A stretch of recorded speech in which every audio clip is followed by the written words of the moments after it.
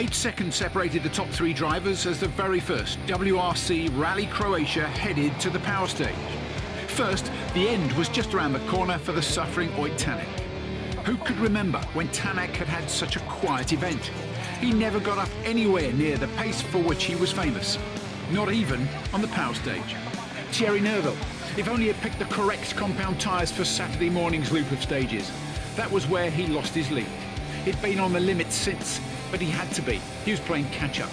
He almost redeemed himself, but overshooting a junction on his way to the end cost him the chance of the win and maximum power stage bonus points. So it became a battle of the Toyotas. With 3.9 seconds in hand, Elfyn Evans had a small advantage.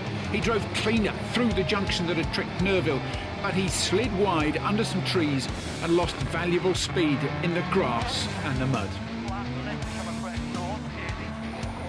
Seb Ogier put so much effort into trying to win this rally back right at the end.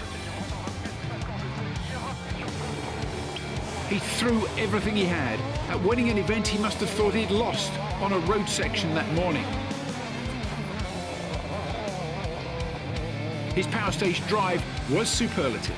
He was past the ragged edge. Victory by less than a second.